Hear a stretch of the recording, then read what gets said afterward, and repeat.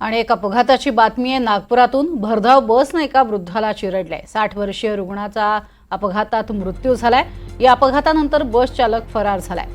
शोध सुरू असून अपघाताची घटना सीसीटीव्ही मध्ये कैद झाली आहे। सायकलवरून जाणारा हा वृद्ध आहे आणि या वृद्धाला भरधाव अशा बसने ही धडक दिली। एक छोटा कट बसल्यानंतर खरं तर हा वृद्ध खाली कोसळला आणि त्यानंतर या व्यक्तीचा मृत्यू झालेला आहे।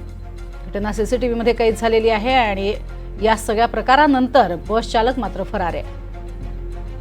अधिक माहिती घेऊयात। संजय तिवारी आमचे प्रतिनिधी आपल्या सोबत आहेत। संजय, बस चालकाचा अजूनही शोध लागत नाहीये। कधीची नेमकी ही घटना आहे? प्रज्ञा, ही काल दुपारची घटना आहे। आपण जसं पाहू शकतो सीसीटीव्ही फुटेजमध्ये वाहतूक सुरळीत सुरू होती, तिथे फार गर्दी पण नव्हती त्यामुळे, आणि त्याच्याशिवाय ती जी बस होती ती अत्यंत भरधाव निघाली होती, आपण पाहू शकतो। आणि त्या ठिकाणी रघुजी नगर मधल्या त्या परिसरामध्ये वाहतूक पोलीस असायला पाहिजे, पण तिथे वाहतूक पोलीस नव्हते।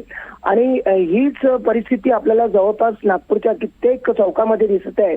आणि त्या घटनेमध्ये बस भरधाव चालवून त्यांनी बस चालकांनी त्या वृद्धाचा चिरडला आहे। ते वृद्ध डाव्या बाजूने जात होते, संथ गतीने व्यवस्थित सायकल चालवताना आपल्याला दिसत आहेत, पण चालवत असताना त्यांना माहिती नव्हतं अचानक मागून भरधाव आलेल्या बसने साईडने त्यांना धक्का दिला। ते खाली पडतात आणि त्यांच्या अंगाच्या मधून ती बसचं मागचं चाक जातं आणि ते तिथेच गंभीर जखमी होतात। त्यांना मग रुग्णालयात नेण्यात आलं। तिथे त्यांचा मृत्यू झाला। 60 वर्षीय रत्नाकर दीक्षित असं त्यांचं नाव सांगितलं जात आहे। त्यांच्या कुटुंबियांना खूप धक्का बसलेला आहे। पोलिसांनी त्या बसची ओळख केलेली आहे आणि बस चालक असल्याच्या संशयावरून एका माणसाला ताब्यात घेतलंय, पण अजून पुढे काय झालंय ते पोलिसांनी सांगितलं नाही। अर्थातच वाहतुकीचे जे धिंडवडे निघतायत असं आपल्याला आपण म्हटलं तरी हरकत नाही नागपूरच्या रस्त्यांवरती, आणि दर आठवड्याला एक ना एक हिट अँड रन असे प्रकरण आपल्या समोर येत आहेत। अतिशय दुर्दैवी घटना आहे। संजय तुर्तास धन्यवाद या संपूर्ण माहितीसाठी। सायकलवरनं जाणं सुद्धा आता अक्षरशः जिकिरीचं झालेलं पाहायला मिळतंय।